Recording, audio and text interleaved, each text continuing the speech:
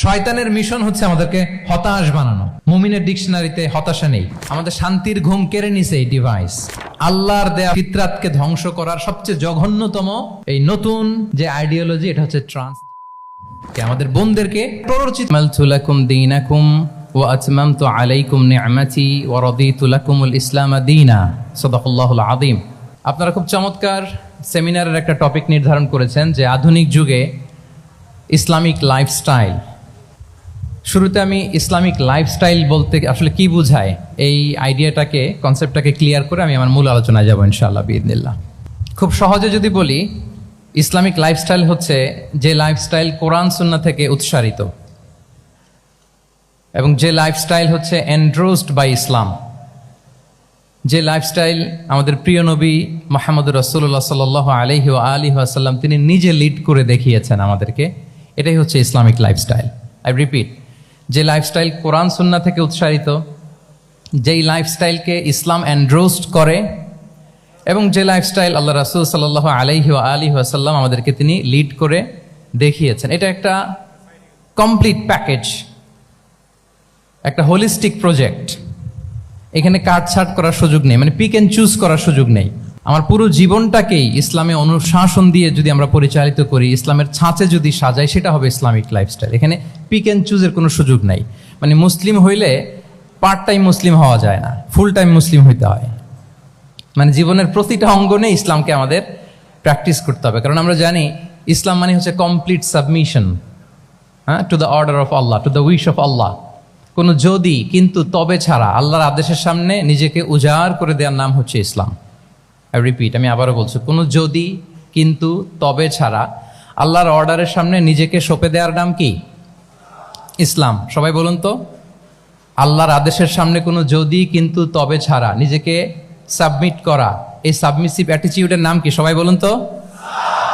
তাহলে আপনি pick and choose করতে পারবেন না যে এটা আমার ভাল লাগে, এটা আমার সাথে যায়, সো আমি এটা নিলাম, এটা আমার সাথে যায় না, সো এটা থেকে আমি দূরে থাকলাম। তাইলে এটা ইসলামিক লাইফস্টাইল হলো না। এই কনসেপ্টটা কি ক্লিয়ার সবার কাছে? এটা একটা total package, it's a total project, it's a holistic program. আপনি আপনার সুবিধা মতো এখানে কাটছাট করতে পারবেন না, নিলে পুরোটাই নিতে হবে। তো আমরা অনেকে আবার কাটছাট করি নিজের মন মতো। তাদেরকে উদ্দেশ্য করে আল্লাহ তাআলা বলছেন, আফাতুমিনুনা বিবাদিল কিতাবি ওয়া তাকফুরুনা বিবাদ। তোমরা কি আল্লাহর কিতাবের কিছু অংশ মানো আর কিছু অংশ তোমরা অস্বীকার করো? এটা তোমাদের পলিসি? জেনে রেখো, ওয়ার্নিং দিচ্ছেন যে তোমাদের পলিসি যদি এইটা হয়, তাহলে এই দুনিয়াতে আছে তোমাদের জন্য লাঞ্ছনা, আর আখিরাতে তোমাদেরকে শাস্তির মুখোমুখি হতে হবে। তাহলে কাটছাট করার সুযোগ নেই। আমরা যেটা করি, নামাজ, রোজা, হজ, জাকাতের মতো এই যে আনুষ্ঠানিক ইবাদতগুলো, এগুলোতে আমরা ইসলামকে খুব মানি, ইসলামের অনুশাসন মানি। কিন্তু আমাদের ব্যক্তি জীবন, পারিবারিক জীবন, সামাজিক জীবন, আমার ডিলিংসগুলো, আমার ট্রেড, আমার বিজনেস, আমার ব্যবসা, আমার বিয়ে শাদী, আমার বিহেভিয়ার, এগুলোকে অনেক সময় আমরা ইসলামের অনুশাসন অনুযায়ী মানতে চাই না। এগুলোর ক্ষেত্রে আমরা অনেক সময় ইসলামের অনুগামী হই না। এইখানে একটা ঝামেলা রয়ে গেছে আমাদের। কিন্তু মূল কথা হচ্ছে, আপনি ইসলামকে মানলে দ্য টোটাল প্যাকেজ আপনাকে মানতে হবে। এখানে কাটছাট করার কোনো সুযোগ আছে বলেন তো? আওয়াজ করে বলেন, কোন কাটছাটের সুযোগ কি আছে? না, কারণ কমপ্লিট প্যাকেজ, কমপ্লিট প্যাকেজ। জীবনের প্রতিটি অঙ্গনকে ইসলামের অনুশাসন দিয়ে সাজানো, বা জীবনের প্রতিটি অঙ্গনে ইসলামকে অনুশীলন করার নামই হচ্ছে ইসলামিক লাইফস্টাইল। মূলত ইসলামই একটা lifestyle. Islam is not merely a set of beliefs and rituals, rather it's a lifestyle. ইসলাম নিজেই একটা lifestyle that emphasizes justice, spirituality, integrity and modesty. আপনি যদি নিতে চান, আপনাকে পুরোটাই নিতে হবে, তাহলে কাটছাট করার সুযোগ নেই। এটা হচ্ছে প্রথম, the first and foremost reminder tonight, যে ইসলাম একটা টোটাল প্যাকেজ, একটা কমপ্লিট প্রোগ্রাম, একটা হোলিস্টিক প্রোগ্রাম। এখানে পিক অ্যান্ড চুজ করতে পারবো না আমরা। আপনি যদি আমাকে ইসলামী লাইফস্টাইলের উপরেই সেমিনারে কথা বলতে বলেন, I must say you have to take the entire package. পুরোটাই আপনাকে নিতে হবে। এই আইডিয়াটা ক্লিয়ার হয়েছে আমাদের সবার কাছে? সবার কাছে ক্লিয়ার তো? তাহলে পিক অ্যান্ড চুজ করবো নাকি? শুনি নাই সবার কাছ থেকে। পিক অ্যান্ড চুজ করা যাবে? কাটছাট করা যাবে? কিছু কিছু রুলস এন্ড রেগুলেশন আমার খুব ভালো লাগে, আমার জন্য খুব সুবিধা হয়, ওইটা নিলাম, বাকিগুলা কাটসাট করে দিলাম।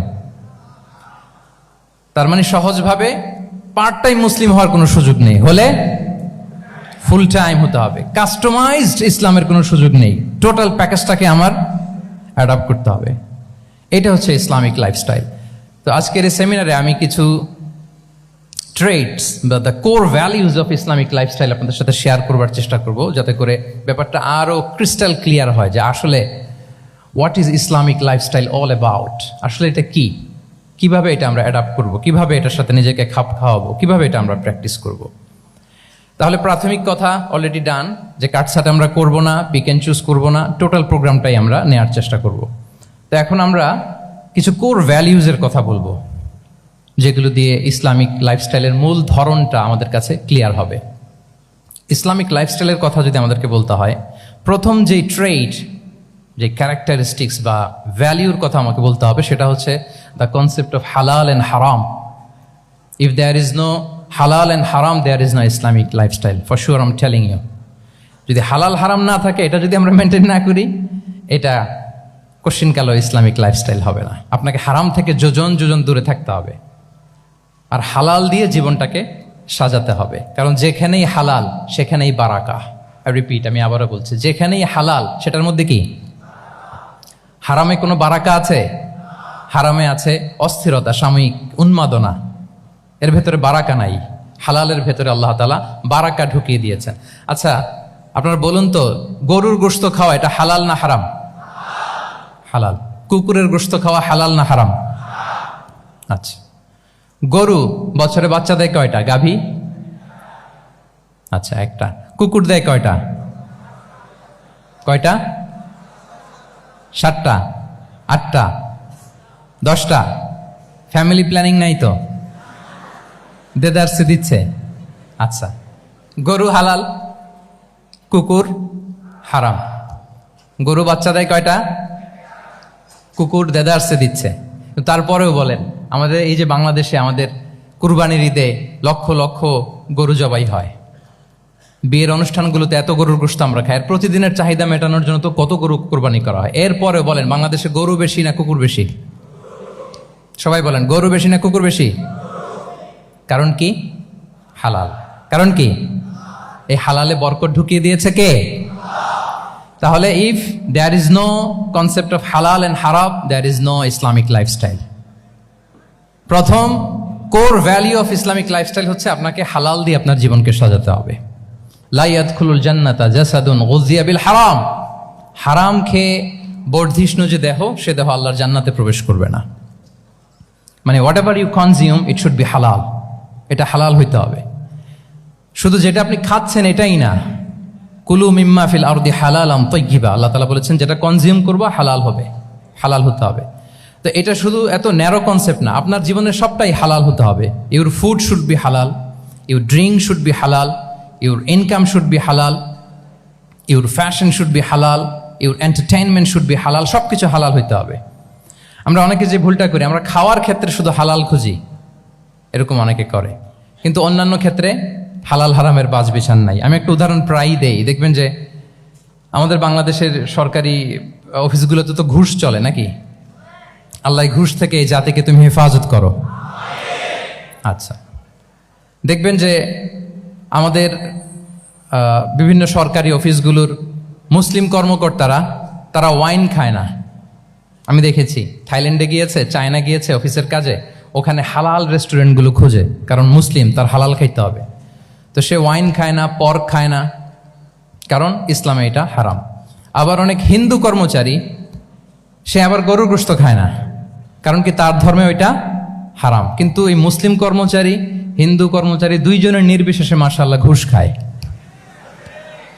এরকম হয় না? দেখেন, মুসলিম ওয়াইন খায় না, পর্ক খায় না, তার ধর্মে হারাম।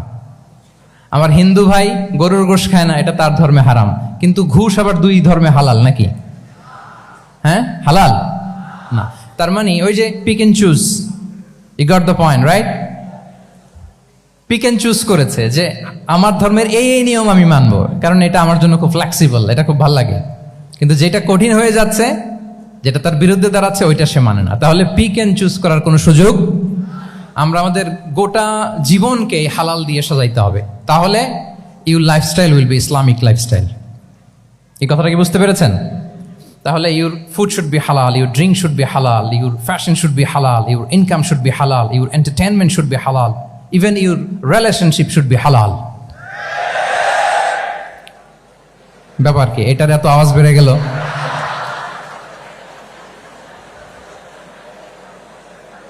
এটা কমন পড়ে গেছে নাকি?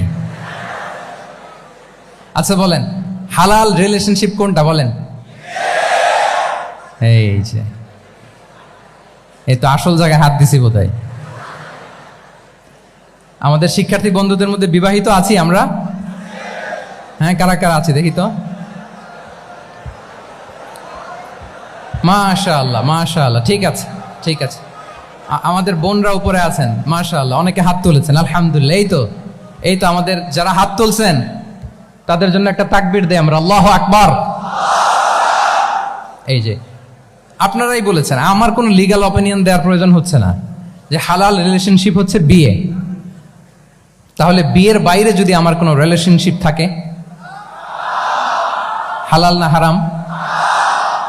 ফতোয়া দিচ্ছে কে? আমি? আপনারাই দিচ্ছেন। বলেন, বিবাহ পরবর্তী কোনো যদি এক্সট্রা ম্যারিটাল রিলেশনশিপ থাকে, এটা ইসলামে হালাল না হারাম? তাইলে pre marriage relationship, after marriage relationship, এটা শরীয়তে হারাম।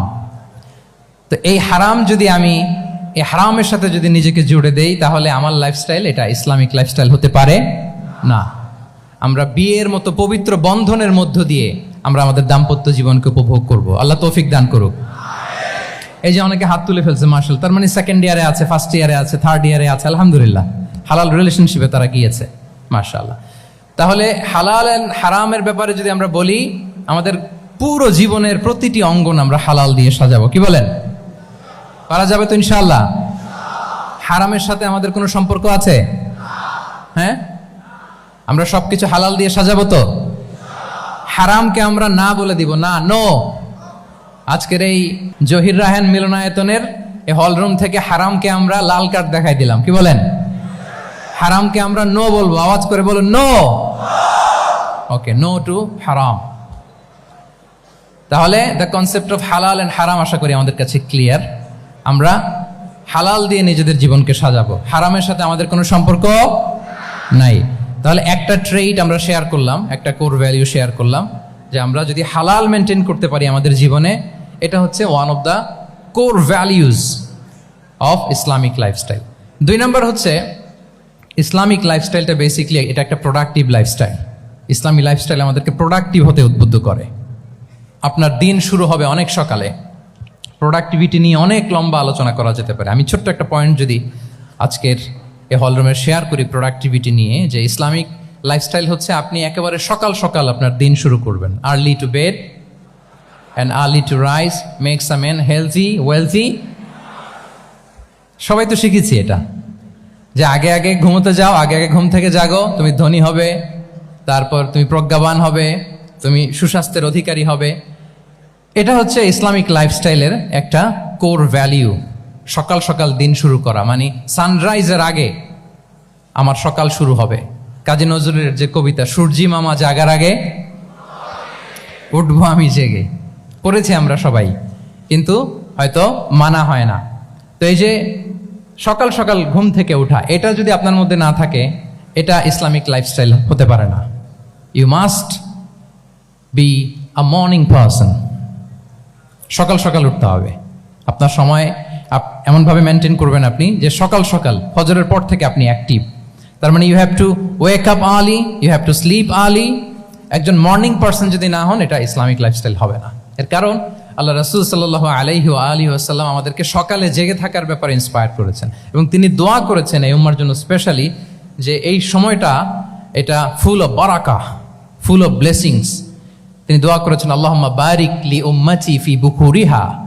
আল্লাহ এই উম্মতের বুকুরটা, মানে সকালের সময়টা, লেটস সে সানরাইজের পরে 3-4 ঘন্টা, এই সময়টাকে আল্লাহ আপনি বরকত দিয়ে ভরে দেন। এই সময়টাতে ঘুমানো যাবে না, এটা হচ্ছে বরকতের সময়। এবং আল্লাহ রাসূল সাল্লাল্লাহু আলাইহি সাল্লাম যদি কোনো সামরিক অভিযান প্রেরণ করতেন, এই টাইমে প্রেরণ করতেন, এই বুকুরের টাইমে। এবং সাহাবারা তাদের কোনো ট্রেড ক্যারাভেন, ব্যবসায়িক কাফেলা যখন সেন্ড করতেন, এই টাইমটাতে সেন্ড করতেন, কারণ এই টাইমটাতে বারাকা। তো এখন নিজের সাথে মিলিয়ে নেন যে এই টাইমটাতে আমরা কি করি। আমি জানি না আপনাদের কি অভ্যাস। আমি এসে তো শুনলাম যে জাহাঙ্গীরনগর বিশ্ববিদ্যালয়ে নাকি যতজন শিক্ষার্থী ততজনের জন্য এখানে আবাসনের ব্যবস্থা আছে। বাংলাদেশের কোনো ইউনিভার্সিটিতে নাকি এটা নাই। আলহামদুলিল্লাহ, অসাধারণ প্রিভিলেজ, এখানে অনেক সুন্দর সুযোগ। তো এখন বলেন আপনাদের সকালের রুটিন কি? বলেন, ঘুমিয়ে থাকেন না জেগে থাকেন? হ্যাঁ, আচ্ছা, ফজরের পরে আমরা ঘুমাই কারা কারা দেখি? সর্বনাশ। আচ্ছা ঠিক আছে, হাত নামান। আচ্ছা, ফজরের পরে আমরা একটু এক্সারসাইজ করি, পড়াশোনা করতে বসি কারা কারা? মাশাআল্লাহ, আছে কিছু, ঠিক আছে, হাত নামান। এবার দুইবারের একবারও যারা হাত তোলেননি তারা হাত তোলেন। আপনারা কি করেন? এইটা হ্যাঁ, ডিভাইস। তো সম্মানিত সুধী মণ্ডলী, আল্লাহুম্মা বারিক লি উম্মতি ফি বুকুরিহা। আপনারা আমাকে এনেছেন ইসলামিক লাইফস্টাইল নিয়ে বলতে, তো আমাকে বলতেই হবে ফজরের পরে ঘুমানো চলবে। প্রথমে আমরা হারামকে না বলে দিলাম, এবার আমরা না করে দিব কোনটাকে? হ্যাঁ, ফজরের পরে আজকে থেকে কোনো ঘুম চলবে। আমি এখানে জবরদস্তি করব না, শুধু আপনাদের সামনে আমি প্রেজেন্ট করছি। যদি সেমিনারের যে টপিক নিয়ে আপনারা শুনতে এসেছেন, এটা যদি আপনি অ্যাডাপ্ট করতে চান, অনুশীলন করতে চান, হ্যাঁ, ফজরের পরে আজকে থেকে কোনো ঘুম চলবে। এই সময়টাতে অনেক বারাকা আছে। তো কি করতে হবে? এটার জন্য আগে আগে ঘুমোতে হবে। কি বলেন? অনেকে ফজরের এই বরকতময় সময়টা তারা ঘুমাতে ঘুমাতে মিস করে। এর কারণ দেরিতে ঘুমোতে যাওয়া। আগে আগে ঘুমানোর অভ্যাস করতে হবে।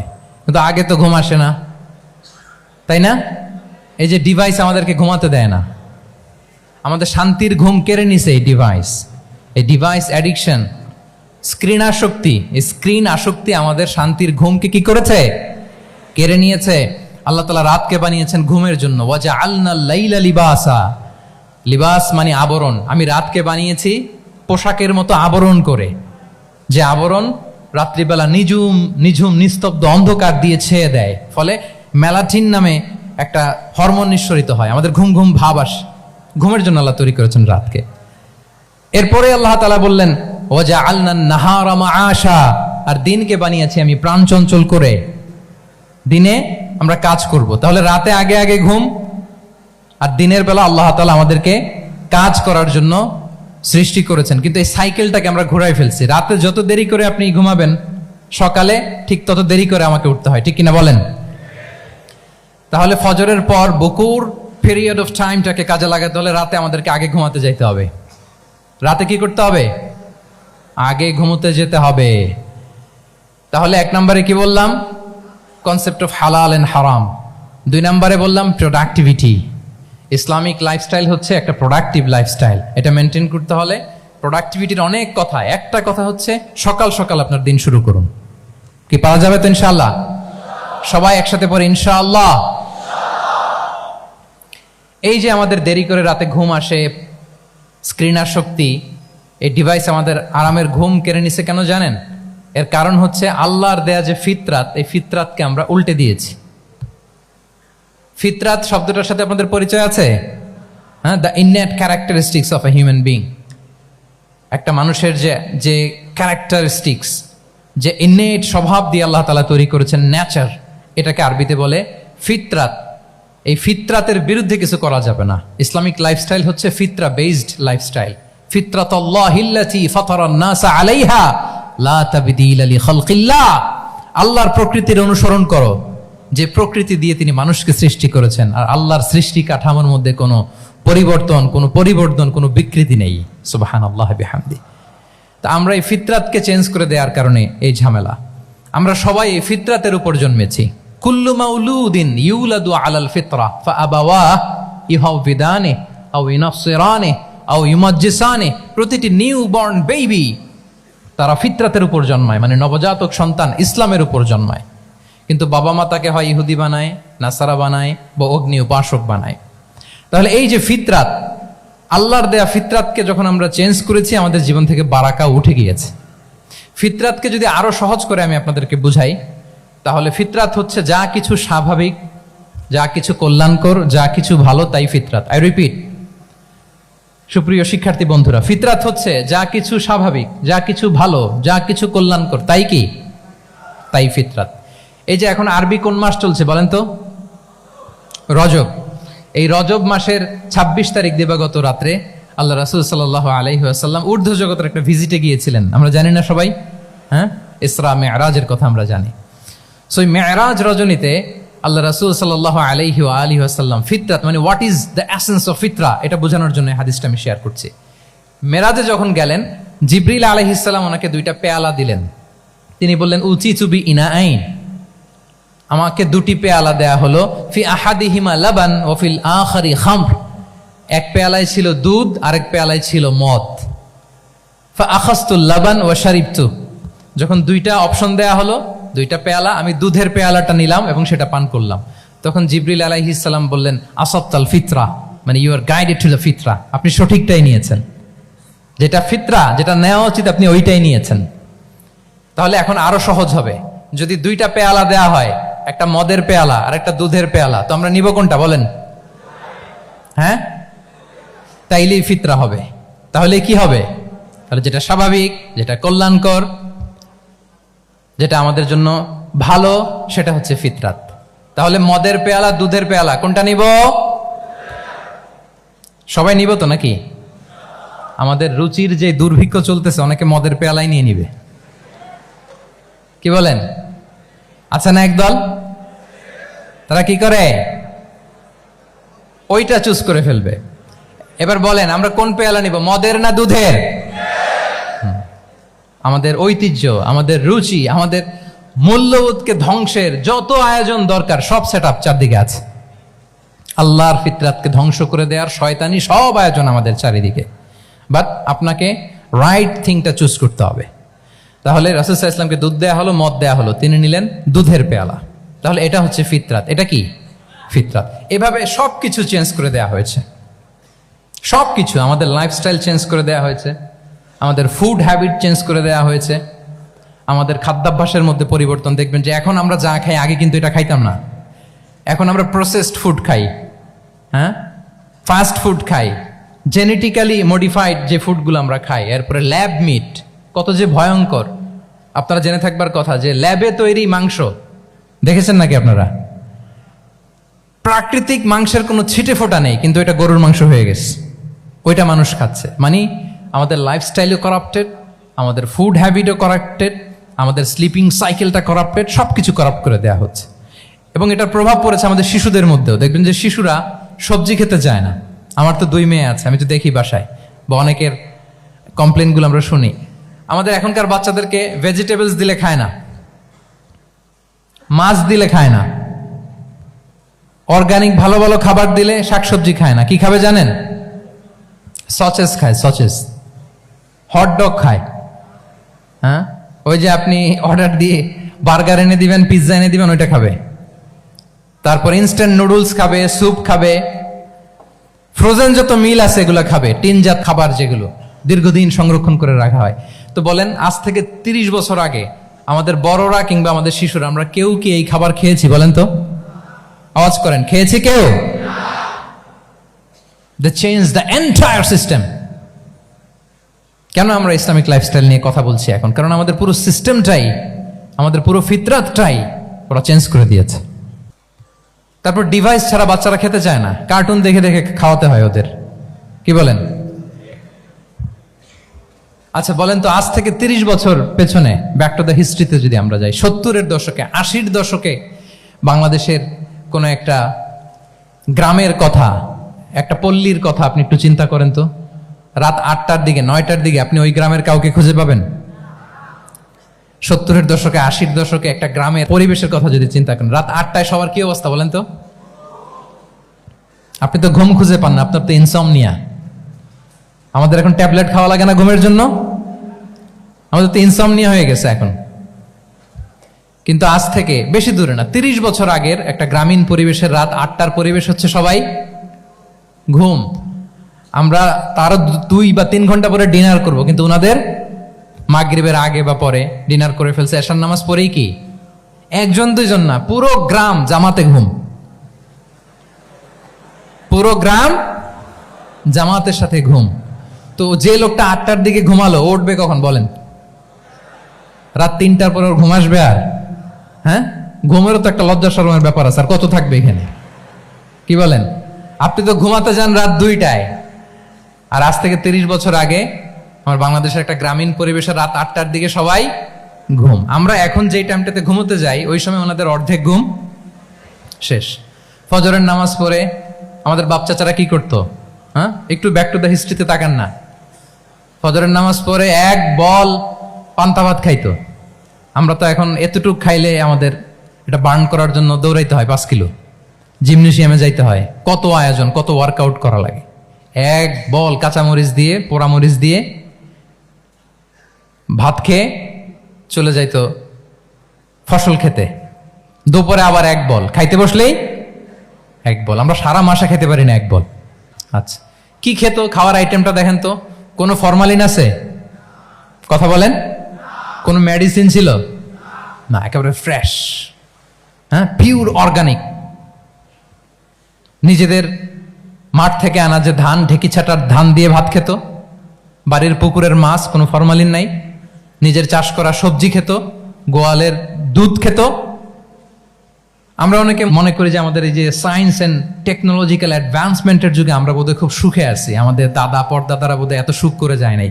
ওনারা যে সুখ করে গেছে তা আমরা চোখেও দেখি নাই।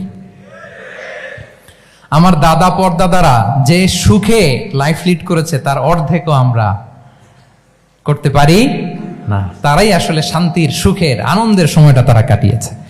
তাহলে সম্মানিত সুধী মণ্ডলী, পুরো আমি আপনাদেরকে বোঝানোর চেষ্টা করছি যে ইসলামিক লাইফস্টাইল নিয়ে why we should talk about Islamic lifestyle, কারণ পুরো সিস্টেমটাকে তারা কলাপস করেছে, করাপ্ট করেছে। ওদের ফুড হ্যাবিট, ওদের লাইফস্টাইল, ওদের স্লিপিং স্টাইল সব চেঞ্জ করেছে। তো এই জন্য আল্লাহর দেয়া ফিতরাতকে যেন আমরা প্রিজার্ভ করি, আমরা সচেতন হই। এখনই যদি সচেতন না হই, ডিজাস্টার আমাদের জন্য অপেক্ষা করছে। Just wait and see. তাহলে ইসলামিক লাইফস্টাইল হচ্ছে একটা ফিতরা বেসড লাইফস্টাইল। এই ফিতরাকে আমাদেরকে প্রিজার্ভ করতে হবে। তাহলে 3টা পয়েন্ট বলে ফেলছি অলরেডি, যদি আপনাদের মনে থাকে। প্রথমে কি বলেছিলাম? হালাল, হালাল দিয়ে জীবন সাজাবো। 2 নম্বরে প্রোডাক্টিভিটির জন্য কি করব? রাতে দেরি করে ঘুমাবো, তাহলে আগে আগে ঘুমাবো, ফলে আগে আগে ঘুম থেকে জেগে কাজ শুরু করব। 3 নম্বরে ফিতরা, মানে আল্লাহর দেয়া প্রাকৃতিক যে নিয়ম, মানে আলোর সাথে সাথে আমার জীবন শুরু, আলো নাই আমিও ঘুমায় পড়বো, কি বলেন? আপনি উন্নত দেশে তো তাই হয়। জাপানে আমি কয়েকবার গিয়েছি, আগে আগে ঘুমায় পড়ে। ইভেন আমেরিকাতে আমি কয়েকবার গিয়েছি, অনেক অনেক শহরে 8টার পরে সুপার শপ বন্ধ, 8টার পরে ঘুম এরা। আমরা হাঁটছি কোন দিকে? আমরা একটু নিজেদেরকে প্রশ্ন করি। তাহলে 3 নাম্বার হচ্ছে ফিতরা বেসড যে লাইফস্টাইল, এটার দিকে আমাদেরকে ফিরে আসতে হবে। 4 নাম্বার হচ্ছে মডেস্টি, শালীনতা। One of the core values of Islamic lifestyle. এই শালীনতা আমরা হারাতে বসেছি। মডেস্টি বললে অনেকে শুধু কাপড় চোপড় নিয়ে চিন্তা করে যে ছোট কাপড়, বড় কাপড়। Modesty is not about only clothing, but also your behaviour, your dealing, your overall character. শুধু আপনি মডেস্টি, শালীনতা বললে কাপড় চোপড় নিয়ে চিন্তা করবেন না। এটা আপনার মডেস্টি ইন ইউর স্পিচ, আপনার কথার মধ্যেও, শব্দ চয়নেও মডেস্টি থাকতে হবে, আপনার বিহেভিয়ারে মডেস্টি থাকতে হবে, আপনার ডিলিংসে মডেস্টি থাকতে হবে। এই শালীনতা আমরা হারাচ্ছি। তার বিপরীতে আমাদের সমাজে অশ্লীলতার প্রসার হচ্ছে, লাজুকতা হারিয়ে যাচ্ছে। লাজুকতা, লজ্জা শরম থাকা, এটা যে কত বড় নেয়ামা, যেই জাতি একবার এটা হারিয়ে ফেলে আর কোনো কিছু দিয়ে, জোড়াতালি দিয়ে এটা তারা রিভাইভ করতে পারে না। এই যে ওয়েস্ট তো এখন যা যা আমাদেরকে শিখাইছে, যেটাকে আমরা স্ট্যান্ডার্ড মনে করি, আবার তারা ফিরতেছে। এই যে ডিভাইসের কথা বলছি না, আপনি অস্ট্রেলিয়ার খোঁজ খবর নেন, যারা খোঁজ নিয়েছেন তারা জানেন আন্ডার 16 কোনো বাচ্চা সোশ্যাল মিডিয়া ইউজ করতে পারে না অস্ট্রেলিয়াতে। 1 মাস অ্যাপ্লাই করে, কান্ট্রি ওয়াইড অ্যাপ্লাই করে দেখায় ফেলছে। Facebook, including Facebook, WhatsApp, Twitter, TikTok, 10টা অ্যাপস যেগুলো বাচ্চাদেরকে বাচ্চাদের মধ্যে এডিকশন নিয়ে আসে, এগুলো সব বন্ধ। জানেন এই নিউজটা জানেন? মানে ফিরতেছে, উল্টা ফিরতেছে। এই যে শালীনতার কথা আমরা বলি, এটা হারাচ্ছে। রাসূল সাল্লাল্লাহু আলাইহি ওয়াসাল্লাম বলেন, যার শালীনতা নাই, ইযা লাম তাস্তাহি ফাসনা মা শি'তা, যখন তোমার লজ্জা শরম থাকবে না, যা মনে চায় তাই করো। শিশু মোহাম্মদ চলে গেল সেই বনু সাদে, ছোট্ট মোহাম্মদ কাঁদে না, কাঁদে না কখনো, ক্ষুধা লাগলেও কাঁদে না, ব্যথা পেলেও কাঁদে না। কিন্তু ছোট্ট মোহাম্মদের প্রাইভেটসের জায়গা থেকে কাপড়টা যখন সরে যেত, শিশু মোহাম্মদ কেঁদে দিত। সুবহানাল্লাহ, শালীনতা। ইযা আলাম তাস্তাহি ফাসনা মা শি'তা। রাসূল সাল্লাল্লাহু আলাইহি ওয়াসাল্লাম বলেছেন, যদি তোমার লজ্জা শরম না থাকে, লজ্জা শরমের মাথা যদি তুমি খাও, তুমি সব করতে পারবা, তোমাকে দিয়ে সব সম্ভব। তাহলে এই শালীনতা, এটা অনেক বড় নেয়ামত। সম্মানিত বন্ধুরা, আজকে দিনকে দিন আমাদের সমাজ থেকে শালীনতা হারিয়ে যাচ্ছে, লাজুকতা হারিয়ে যাচ্ছে, নারী পুরুষ উভয় দিক থেকে। বিশেষ করে আমাদের বোনদেরকে টার্গেট করা হয়েছে, নারীদেরকে, আমাদের বোনদেরকে, তাদেরকে প্ররোচিত করা হচ্ছে, তাদের সামনে আইডিয়া হাজির করা হচ্ছে যে নারী যত বেশি নগ্ন হতে পারে, সে তত বড় সাহসী নারী। বলেন, আমাদের সমাজে পত্রপত্রিকা আপনারা দেখেন না এটা? যে নারী নিজেকে যত এক্সপোজ করবে, সে তত বড় কি সাহসী নারী, এই তকমা তাকে দেয়া হচ্ছে। এটা টোটাল কমপ্লিট শয়তানের একটা মিশন। শয়তানের প্রথম মিশন হচ্ছে বনি আদমকে বিবস্ত্র করা। কি করা? আল্লাহ তাআলা আদম আলাইহিস সালাম, হাওয়া আলাইহিস সালামকে বলেছিলেন যে নিষিদ্ধ গাছ যেও না, খেও না। শয়তানের প্ররোচনায় খেয়ে ফেলেছিলেন, সাথে সাথে জান্নাতের পোশাক খুলে পড়েছে। তার মানে শয়তানের প্রথম মিশন হচ্ছে মানুষকে কি করা? নগ্ন করা। মানুষকে কি করা? নগ্ন করা। তাহলে আমাদের বোনদেরকে এমন ভাবে তাদের সামনে উপস্থাপন করা হচ্ছে, প্ররোচিত করা হচ্ছে, এবং বলা হচ্ছে নগ্নতার পথে যে বেশি হাঁটে, সে নাকি তত সাহসী নারী। নাউযু বিল্লাহি মিন যালিক। তাহলে এই যে মানব জাতিকে বস্ত্রহীন করা, এটা শয়তানের একটা মিশন। তার বিপরীতে ইসলাম নারীকে সম্মান দিয়েছে, সম্মান করেছে। যে ঘরে প্রথমে কন্যা জন্মায়, খায়রুকুম মান বুখিরা বিল উনসা, সে ঘরটাকে আল্লাহ তাআলা বরকতময় করে দেয়। 2 সন্তান তো 2 জান্নাতের দরজা ওপেন। 2 কন্যা সন্তান, 3 কন্যা সন্তান তো 3টা জান্নাতের দরজা ওপেন। সুবহানাল্লাহ। স্ত্রী হয়ে যখন ঘরে যাবে, যে ব্যক্তি তার স্ত্রীর কাছে সেরা, পরিবারের কাছে সেরা, সে সবার কাছে সেরা, সে আল্লাহর কাছে সেরা। সুবহানাল্লাহ। এবং কোন মা যদি সন্তান জন্ম দিতে যে মারা যায়, কিয়ামতের দিন আল্লাহ তাআলা ওই মাকে শহীদদের কাতারে দাঁড় করাবেন। আর যদি সেফলি সন্তান ভূমিষ্ঠ হয়, আল্লাহ বলে মায়ের পায়ের নিচে ওই সন্তানের বেহেশত। সুবহানাল্লাহ। কিভাবে নারীর স্টেটাস, মর্যাদাকে ইসলাম বাড়িয়েছে। এবং এই যে ইসলাম যে নারীকে যে ভিআইপি হিসেবে কনসিডার করে, হ্যাঁ, ইসলামের দেয়া নারীর ড্রেস কোড নিয়ে আমাদের অনেকের কত কথা, কত ক্রিটিক। এটা কেন করে? কারণ Islam consider women as a queen. ইসলাম তো নারীকে রানী হিসেবে কনসিডার করে। কি হিসেবে বলেন? আচ্ছা বলেন, যে কুইন হবে, যে রানী হবে, তার একটা স্পেশাল ড্রেস কোড থাকবে না? তার একটা স্পেশাল প্রোটোকল থাকবে না? রানীর সাথে কি যা মনে চায় তা করা যায়, দেখা করা যায়, তার কাছে যাওয়া যায়? আল্লাহু আকবার। কারণ ইসলাম চায় নারীদের জন্য পৃথিবীটা নিরাপদ হোক। ইসলাম চায় নিজ গৃহে বা কর্মক্ষেত্রে নারীরা নিরাপদ থাক। ইসলামের যত ভ্যালিউজ আছে, যত রুলস এন্ড রেগুলেশন আছে, এটা আমাদের ভালোর জন্য, মানব জাতির কল্যাণের জন্য। তাহলে এই অশ্লীলতা থেকে আমাদের যোজন যোজন দূরে থাকতে হবে। If you talk about Islamic lifestyle, আমাদেরকে শালীনতা, মডেস্টি ফিরিয়ে আনতে হবে। You have to maintain modesty. আমি যদি আরো ডিপে যাই, দেখেন এই যে প্রত্যেকের হাতে এক একটা করে পর্ন হাব হয়ে গেছে এখন, হয়েছে না? পর্নোগ্রাফির সয়লাভ, বিকৃত যৌনাচারের সয়লাভ। এখন নতুন নামে, নতুন মোড়কে, এলজিবিটি আমাদের সমাজে নানা মোড়কে আমাদের সামনে উপস্থাপন করা হচ্ছে। শুনেছেন না এগুলো? আপনারা নাম শুনেছেন? এই যে ট্রান্স, নাম শুনছেন না? নিজের দেহ কাটাকাটি করে দিব্যি পুরুষ, 4 সন্তানের বাবা, এখন হঠাৎ করে বলে যে আমি মনে মনে নারী, তো সোসাইটি যেন আমাকে নারী স্বীকৃতি দেয়। বায়োলজিক্যালি দিব্যি নারী, 3 সন্তানের মা, এখন বলে যে এখন আমি মনে মনে ভাবতেছি পুরুষ, তো আমাকে পুরুষ হিসেবে তুমি কনসিডার করো। আল্লাহর দেয়া ফিতরাত, এই যে বলছি উল্টায় ফেলতেছে, এই ফিতরাতকে ধ্বংস করার সবচেয়ে জঘন্যতম এই নতুন যেটা বাজারজাত করা হচ্ছে যে আইডিওলজি, এটা হচ্ছে ট্রান্সজেন্ডারিজম। অধিকারের মোড়কে, তাও আসতেছে কিভাবে, কিসের মোড়কে বলেন তো? রাইটস এর কথা বলে, যেটা একটা রাইটস। এজন্য সম্মানিত সুধীমণ্ডলী, শালীনতার কোনো বিকল্প নেই। If you want to take care of yourself, if you want to take care of your family, your society, you have to maintain modesty. কোনো বিকল্প নেই, সাবধান হইতে হবে আমাদেরকে। তাহলে 4 নম্বরে কি? শালীনতা, মডেস্টি। শালীনতা হচ্ছে ইসলামিক লাইফস্টাইলের ভূষণ। এখন পরিকল্পিতভাবে এই শালীনতার কবর রচনা করা হচ্ছে আমাদের সমাজে। আপনারা কি রাগ করতেছেন?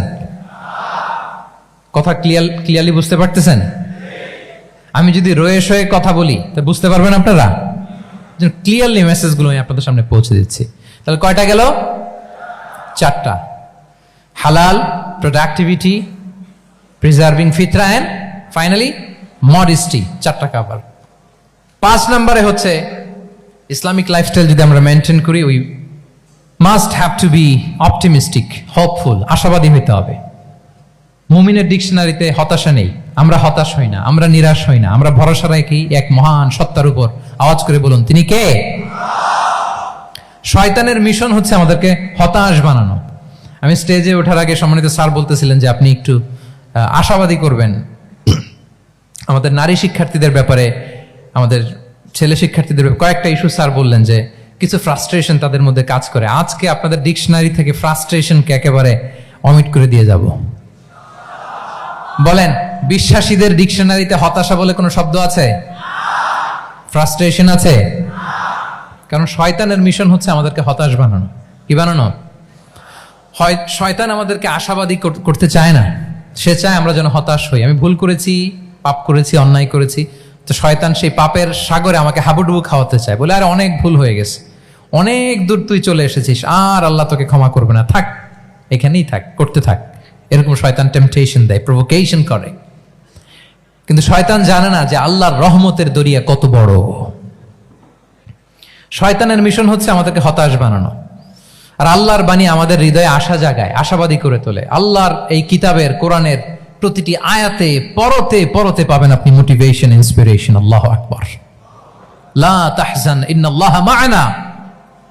মনকে তুমি বুঝিয়ে বলো আল্লাহ আছেন আমার সাথে। জাহাঙ্গীরনগর বিশ্ববিদ্যালয়ের আমার সুপ্রিয় শিক্ষার্থী বন্ধুরা, এই বাক্যটি নিজের জীবনের জন্য, নিজের জীবনের সাথে সেট করে নেন। মনকে তুমি বুঝিয়ে বলো আল্লাহ আছেন আমার সাথে। বিপদে আপদে, আমাদের লাইফে আপস এন্ড ডাউনস থাকে, সব মুহূর্তে আমরা এই কথাটা খেয়াল করব যে কেউ যদি আমাকে হেল্প করার জন্য নাও থাকে, এক মহান সত্তা আছে। তিনি কে?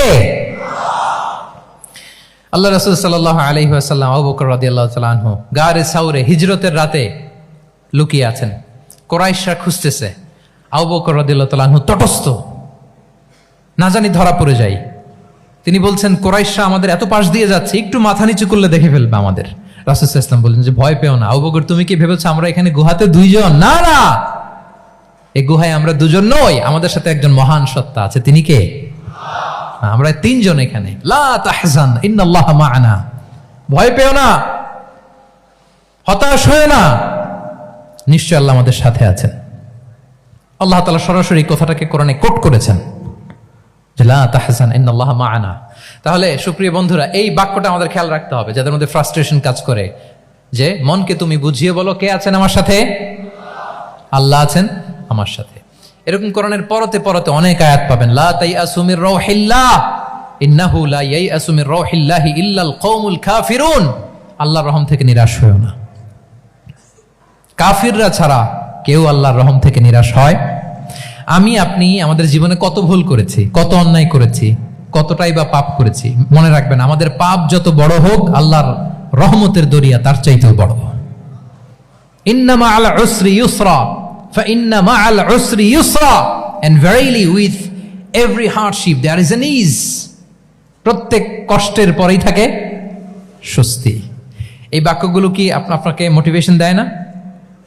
এই কথাগুলো কি আপনাকে চাঙ্গা করে না? আপনার জীবনে ইন্সপিরেশন হয়ে আসে না এই কথাগুলো? ওয়ালা তাহিনু ওয়ালা তাহজানু ওয়া আনতুমুল আ'লাউনা ইন কুনতুম মুমিনিন। চিন্তা করো না, হতাশ হয়ো না, তোমাদেরই বিজয় হবে যদি তোমরা মুমিন হও। আল্লাহু আকবার। তাহলে আপস এন্ড ডাউনস থাকবে, এবং মুমিন জীবনে তো হতাশা থাকবেই না। কারণ আমার জীবনে যদি কোনো কষ্টের ঘটনা ঘটে, এটার জন্য আমি রিওয়ার্ড পাবো। আমি যদি অসুস্থ হই, আমার প্রত্যেক অসুস্থতার কারণে আমার পাপ মোচন হয়। সুবহানাল্লাহ পড়েন। আপনার জ্বর হয়েছে, এই জ্বরের কারণে আল্লাহ আপনার গুনাহ মাফ করবেন। আপনি ব্যথা পেয়েছেন, অসুস্থ হয়েছেন, আল্লাহ তাআলা গুনাহ মাফ করে দিবে। তাহলে হতাশার কোনো সুযোগ আছে বলেন? না। মুমিন জীবনে হতাশার কোনো সুযোগ নেই। রাসূল সাল্লাল্লাহু আলাইহি ওয়াসাল্লাম বলেন, মা ইউসিবুল মুসলিমা মিন নাসাব ওয়ালা ওয়াসাব ওয়ালা হাম্মিন ওয়ালা হুজনিন ওয়ালা আযান ওয়ালা গাম্মিন হাত্তা শাওকাতি ইউশাকুহা ইল্লা কাফারাল্লাহু বিহা মিন খাতায়া। মুমিন জীবনে যত ব্যথা, কষ্ট, দুঃখ, এমনকি ফল পাড়তে যে গাছের কাটার খোঁচা যদি খান, রাসূল সাল্লাল্লাহু আলাইহি ওয়াসাল্লাম বলেন ওই খোঁচার ব্যথার কারণে আল্লাহ তোমার গুনাহ মাফ করে দেয়। কেউ অসুস্থ হয়ে রাসূল সাল্লাল্লাহু আলাইহি ওয়াসাল্লামের কাছে আসলে রাসূল সাল্লাল্লাহু আলাইহি ওয়াসাল্লাম কি বলতেন জানেন? কেউ জানেন? লা বাস আলাইক তুহুরুন ইনশাআল্লাহ। তিনি বলতেন, আরে don't worry about it, it will cleanse up your scenes. ভয় পেও না, আরে এই অসুস্থতা, এটার কারণে আল্লাহ তোমার গুনাহ মাফ করে দিবে। সুবহানাল্লাহ। তাহলে অসুস্থ ব্যক্তি আর উজ্জীবিত হতো না? রাসূল সাল্লাল্লাহু আলাইহি ওয়াসাল্লাম অসুস্থ ব্যক্তিকে দেখলেই মাথায় হাত বুলিয়ে দিতেন, দোয়া করতেন, আল্লাহুম্মা রাব্বান নাস আযহিবিল বাস ইশফি আনতা শাফি, দোয়া করে দিতেন। আর বলতেন, আরে ভয় পেও না, এই অসুস্থতা তোমার গুনাহ মাফ করে দিচ্ছে। তাহলে অসুস্থতার মধ্যেও তারা উজ্জীবিত হতো। আমরা মানুষকে আশাবাদী করব, ভয় দেখাবো না। অসুস্থ মানুষকে ভিজিট করতে গেলে আপনারা কি করেন? ভয় দেখান নাকি? না, আশাবাদী করবেন। বলবেন যে আরে কি অসুস্থতা, আপনার দেখে অনেক সুস্থ লাগতেছে, বলতে পারবেন না? কিন্তু আমরা কি করি? কেউ অসুস্থ হইলে ওই অসুস্থতায় সবচেয়ে কষ্ট পেয়ে যে মারা গেছে তার হিস্ট্রি বলা শুরু করি। এরকম করে না অনেকে? ধরেন যে একজন ক্যান্সারের পেশেন্টকে দেখতে গেছেন, এইবার যে আপনার কোন খালা ক্যান্সারে কিভাবে ধুকে ধুকে মরছিল, ওই হিস্ট্রি আপনি বয়ান দিতে শুরু করছেন। বেচারা বাঁচবে? যা একটু সুস্থ ছিল ওইটাও তো অসুস্থ বানিয়ে দিচ্ছেন। কি বলেন? তাহলে ইসলাম আমাদেরকে আশাবাদী করে। প্রিয় ভাই এবং বোনেরা, কি করে? আশাবাদী করে।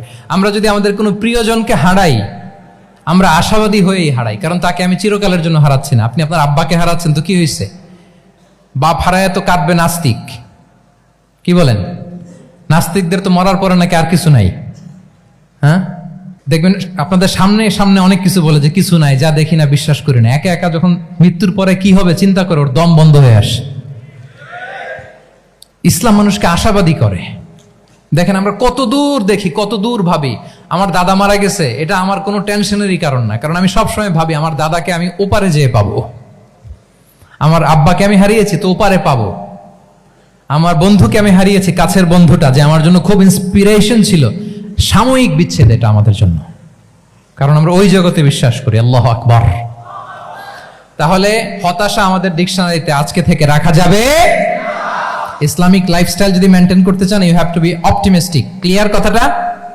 আচ্ছা, এরপরে গ্রেটফুলনেস, 6 নাম্বার গ্রেটফুলনেস। আপনাকে কৃতজ্ঞ হইতে হবে, শুকরগুজার হইতে হবে।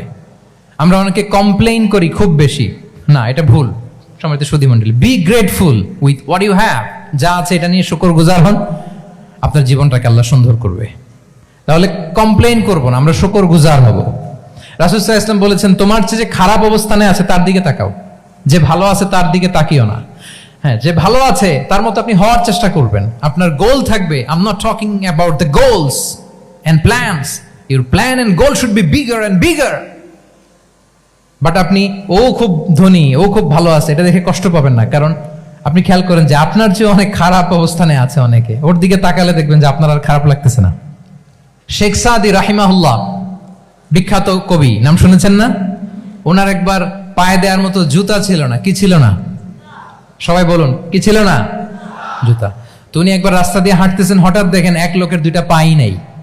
কি নাই? শুকরগুজার হলেন, চিৎকার করে বললেন আলহামদুলিল্লাহ, যে আল্লাহ অনেক ভালো আছি, আমার জুতা নাই এজন্য মন খারাপ, ওর তো পাই নাই। হ্যাঁ, এজন্য বেঁচে যে আছি এজন্যই আলহামদুলিল্লাহ। লা ইন শাকারতুম লা আযীদান্নাকুম ওয়া লা ইন কাফারতুম ইন্না আযাবি লাশাদীদ। আল্লাহ বলেন যদি শুকরিয়া করো, শুকরগুজার হও, আমি আল্লাহ নিয়ামত বাড়িয়ে দেব। যদি নাশুকরি করো জেনে রাখো আমার শাস্তি কঠিন। তাহলে বেঁচে যে আছি এজন্যই কি পড়া উচিত? জাহাঙ্গীরনগর বিশ্ববিদ্যালয় আওয়াজ করেন, বেঁচে যে আছি এজন্য কি পড়বো? আপনি যে অবস্থানে থেকে খুশি না, ভাল লাগে না আপনার, যে হায় রে আমি তো লুজার, আমার কিচ্ছু নাই, আপনার এই অবস্থানে পৌঁছাটা অনেকের জন্য স্বপ্ন। মানে যেটা পেয়ে আপনি হ্যাপি না, অতটুকু হইতে পারাটা অনেকের কি স্বপ্ন। আপনাকে যদি জিজ্ঞেস করি ভাই কি চান, কি লাগবে বলেন, কি চান, তা আপনি বলবেন যে শেখ আমি ধনী হইতে চাই, আমার একটা ব্রাইট ক্যারিয়ার চাই, আমি টাকা চাই, আমি খ্যাতি চাই, আমি ক্ষমতা চাই, এটা চাই। কত যে চাওয়ার ফিরিস্তি আমাদের। আপনি একটু একটা ক্যান্সার হসপিটালে জানতো, ক্যান্সারের 3rd স্টেজে চলে আসছে, ধুকে ধুকে লাস্ট স্টেজে চলে আসছে। আপনার তো অনেক কিছু চাই, আপনি ওকে একটু জিজ্ঞেস করেন যে ভাই আপনি কি চান? ও টাকা চায় না? ক্যান্সারের রোগী টাকা চাবে, খ্যাতি চাবে, ব্রাইট ক্যারিয়ার চায়, সে কি চায় বলেন তো একটু? সে একটু বাঁচতে চায়। যে ভাই তুমি কি চাও? বলবে আমি কিছু চাই না, একটু বাঁচতে চাই। বার্ন ইউনিটে যদি কখনো যাওয়ার সুযোগ হয়, দেখবেন যে চিৎকার করে তারা, এত কষ্ট, এই দহনের কারণে এত কষ্ট, তারা চিৎকার করতে থাকে হসপিটালকে কাঁপিয়ে। আপনি ওকে একটু জিজ্ঞেস করবেন ভাই কি চাও? বলেন তোর চাওয়াটা কি? ও শুধু বাঁচতে চায়, কিন্তু ওই বেঁচে থাকা নিয়ে তো আমাদের কোনো ফিলিংসই নাই। আমরা যে বেঁচে আছি এটা যে শুকরগুজার হওয়ার অনেক বড় একটা কারণ, আমরা এরকম করে ভাবিই না। এজন্য সুপ্রিয় সুধী মণ্ডলী, আমরা যে বেঁচে আছি এজন্য আলহামদুলিল্লাহ। শুধু বেঁচে থাকার কারণে আমরা কি পড়বো? তাহলে গ্রেটফুলনেস, আপনি যদি ইসলামিক লাইফস্টাইলে নিজেকে অভ্যস্ত করতে চান, আপনার যেমনি অপটিমিস্টিক হইতে হবে, এট দ্য সেম টাইম আপনাকে কি হইতে হবে? গ্রেটফুল হইতে হবে। 7 নম্বরে তাওয়াক্কুল। Put your trust on Allah because only He can help you, only He can protect you. And when you put your trust on Allah, you are in a divine shield. আপনি যখন আল্লাহর উপর নিজেকে ন্যস্ত করেন, আপনি একটা ডিভাইন, একটা প্রোটেকশনের ভেতরে থাকেন। বিশ্বাসীরা কি করে? আল্লাহর উপর ভরসা করে। কি করে? কার উপর? তদবিরের উপর, লবিং এর উপর, মামা চাচা? তাহলে আল্লাহর উপর ভরসা হবে। কার উপর? ফাইদা আযামতা ফাতাওয়াক্কাল আলাল্লাহ, আল্লাহর উপর ভরসা করব। এমনকি ঘর থেকে বের হওয়ার সময় রাসূল সাল্লাল্লাহু আলাইহি ওয়াসাল্লাম আমাদেরকে বলেছেন আল্লাহর উপর তাওয়াক্কুল করো। আমরা কি দোয়া পড়ি বলেন তো ঘর থেকে বের হয়ে? বিসমিল্লাহি তাওয়াক্কালতু আলাল্লাহ। এই তাওয়াক্কুল নিয়ে আমাদের অনেক মিসকনসেপশন আছে। আমাদের মধ্যে একটা প্রবণতা আছে, অনেকে বলে যে যা হবে হবে, আল্লাহ ভরসা। বলে যে যা হবে হবে, কি ভরসা? কথা বলতে হবে তো আমার সাথে। আপনারা কি বোরিং হচ্ছেন? ওরে আল্লাহ, অনেক রাত হয়ে গেছে, তো শেষ করে দেই তাহলে। আর কয়েক মিনিটের মধ্যে শেষ করবো ইনশাআল্লাহ। তাহলে অনেকের মধ্যে একটা প্রবণতা আছে, তারা বলে যে যা হয়েছে হয়েছে, কি ভরসা? যা করে আল্লাহ, আল্লাহ ভরসা। এটা it's not the concept of তাওয়াক্কুল। এটা তাওয়াক্কুল নয়। ইসলামে তাওয়াক্কুল is always at the second step. The first step is your effort.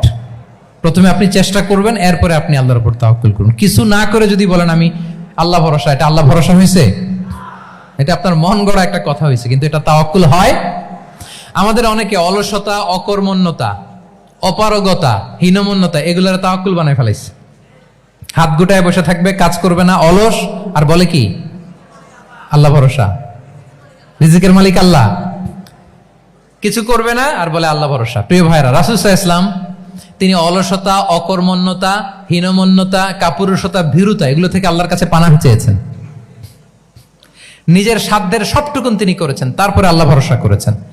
এবং পাখিকে ইসলামে তাওয়াক্কুলের মডেল বানানো হয়েছে। রাসূল সাল্লাল্লাহু আলাইহি ওয়াসাল্লাম বলেন লাউ আন্নাকুম তাতাওয়াক্কালুনা আলাল্লাহি হাক্কা তাওয়াক্কুলিহি লা রাযাকাকুম কামা ইয়ারযুকুত তুয়ুর তাগদু খিমাসান ওয়া তারুহু বিতানান। মানে তোমরা যদি পাখির মতো তাওয়াক্কুল করো, তাহলে পাখিকে আল্লাহ যেমন রিজিক দেয় তোমাদেরকেও রিজিক দিবে। পাখি কি করে বলেন তো? প্রতিদিন সকালবেলায় ওর ঘরের ভিতরে বসে বলে যে আল্লাহ ভরসা। বলে? বরঞ্চ কি করে সে?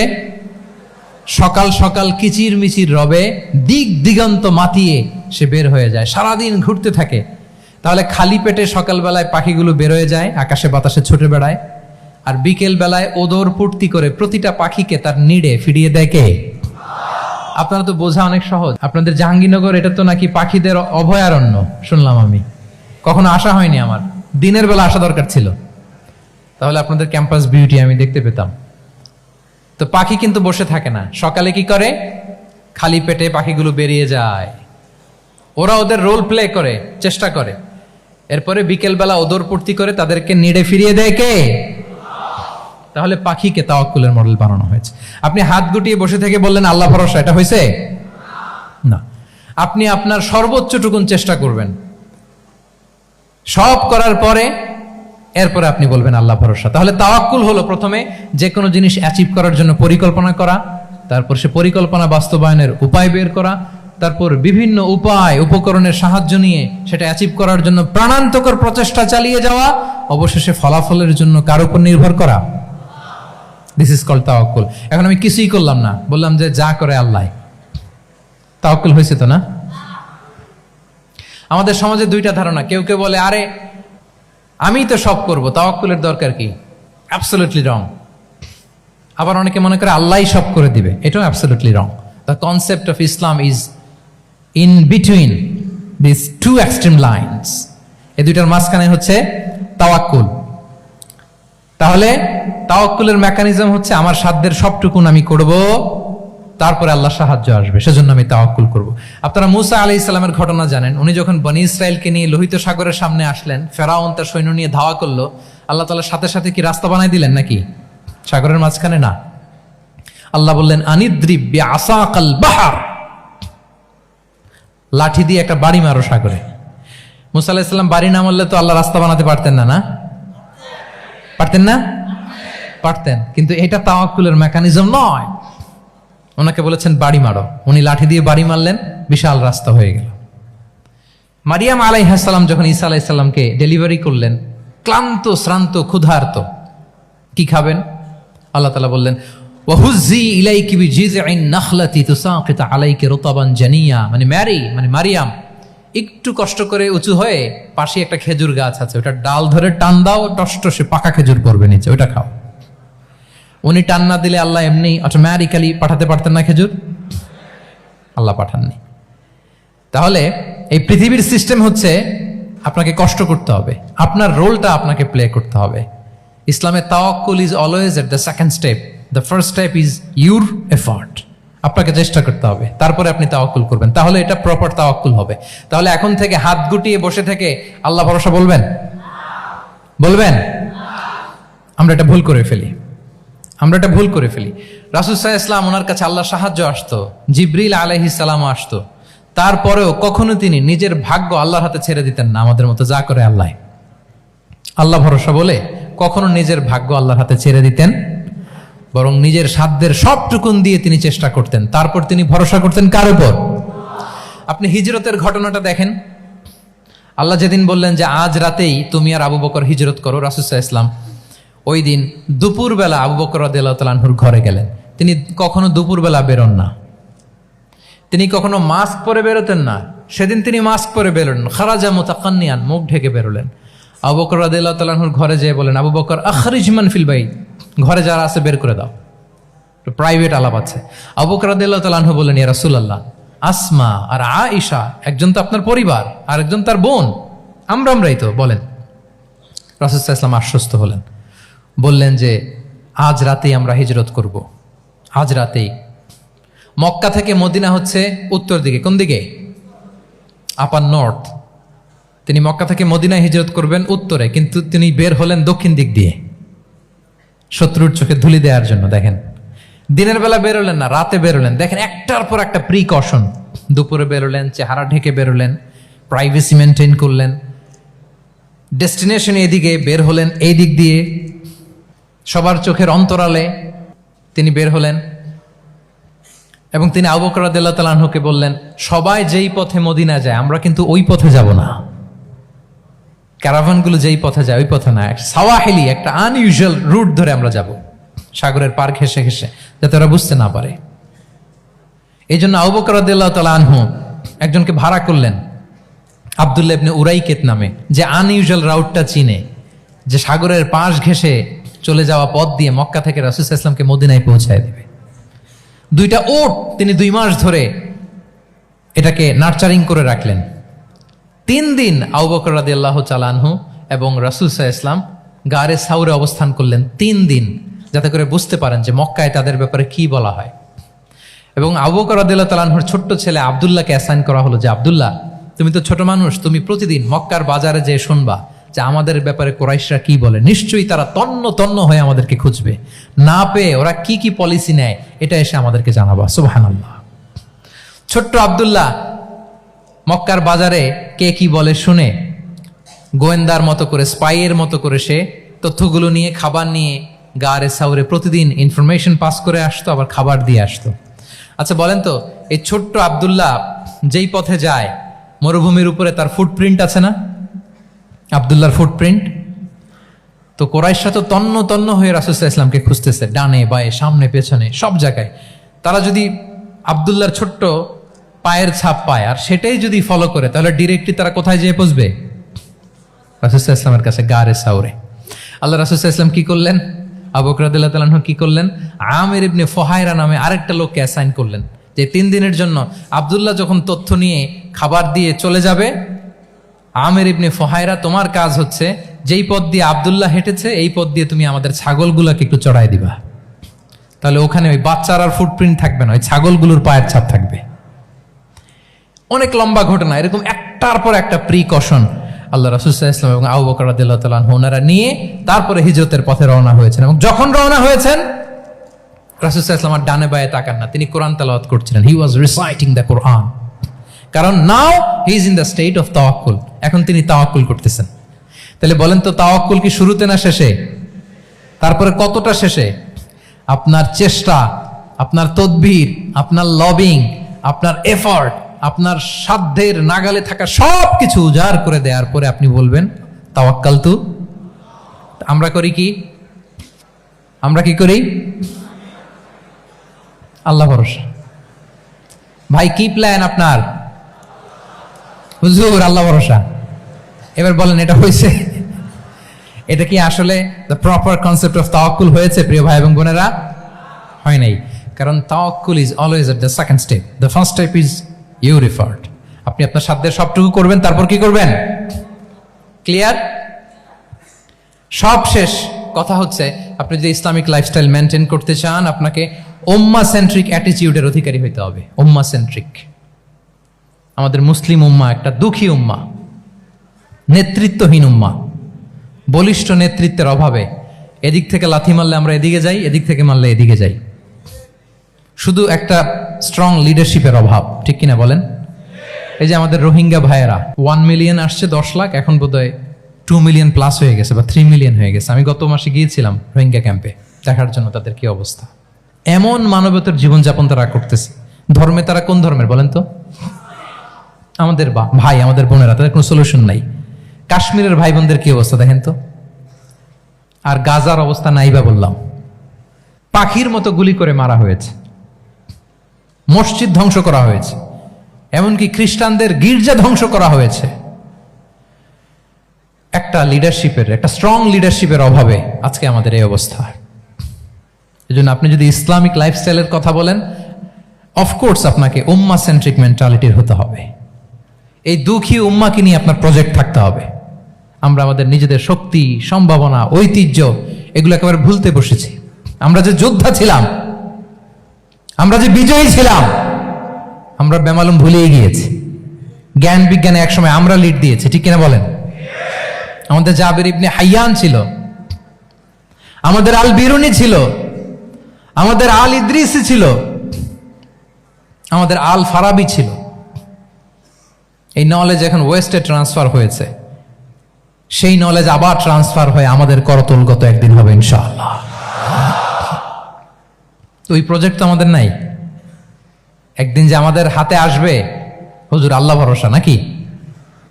শুধু আল্লাহ ভরসা বলে বসে থাকলে হবে?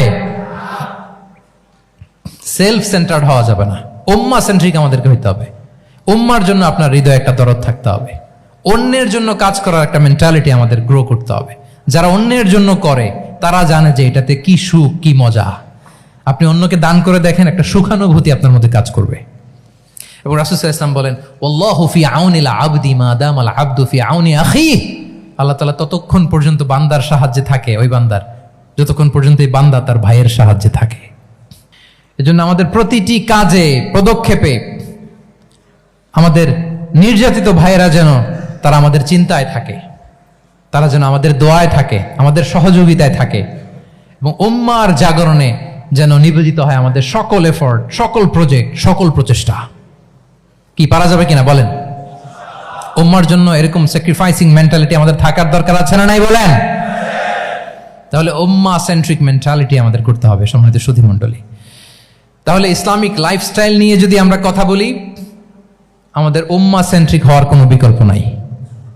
আমি যদি পুরো আলোচনার সামারি করি, তাহলে বলতে হবে, শুরুতে আমি যেটা বলেছিলাম যে এখানে পিক অ্যান্ড চুজ করে ইসলামিক লাইফস্টাইল অ্যাডাপ্ট করার আমাদের কোনো সুযোগ মনে আছে? যে কথা দিয়ে শুরু করেছিলাম, পিক অ্যান্ড চুজ করা যাবে মন মতো না, পুরোটাই মানতে হবে। এবং মোস্ট লাইকলি 8টা core values of Islamic lifestyle আমি আপনাদের সাথে শেয়ার করেছি। একটু যদি রিকল করি, 1 নম্বরে কি বলেছিলাম বলেন তো? হালাল মেনটেন করতে হবে, হারামের সাথে আমাদের কোনো সম্পর্ক। 2 নম্বরে প্রোডাক্টিভিটি। 3 নম্বরে ফিতরা বেসড লাইফস্টাইল হতে হবে। 4 নম্বরে মডেস্টি। 5 নম্বরে হতাশ হওয়া যাবে না, মন কি তুমি বুঝিয়ে বলো আল্লাহ আছেন আমার সাথে, অপটিমিজম। তারপরে আল্লাহর উপর ভরসা করা, গ্রেটফুলনেস। 7 নম্বরে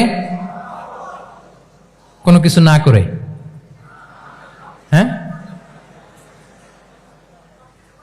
সবকিছু করার পরে, মাশাআল্লাহ, অ্যাবসলিউটলি রাইট আনসার। সবকিছু আমার সাধ্যের সবটুকুন করার পরে কি করব? কার উপর তাওয়াক্কুল করব?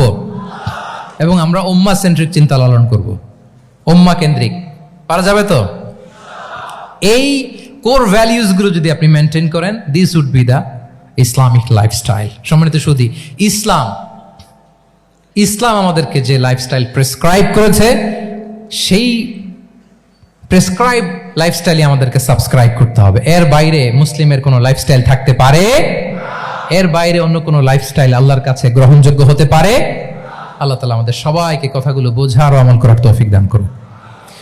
সম্মানিত সুধী মণ্ডলী, আমি আবারও পাঠশালাকে শুকরিয়া জানাই, বিশ্ববিদ্যালয় কর্তৃপক্ষকে শুকরিয়া জানাই, এবং দীর্ঘ 1 ঘন্টারও বেশি সময় ধরে আপনারা যারা এই লম্বা আধুনিক যুগে ইসলামিক লাইফস্টাইল শিরোনামের এই সেমিনারে অংশগ্রহণ করলেন, আপনাদের সবাইকে আবারও প্রাণ ঢালার শুভেচ্ছা এবং অভিনন্দন জানিয়ে আমার আলোচনা এখানেই আমি শেষ করছি। হাযা মা ইনদি ওয়াল ইলমু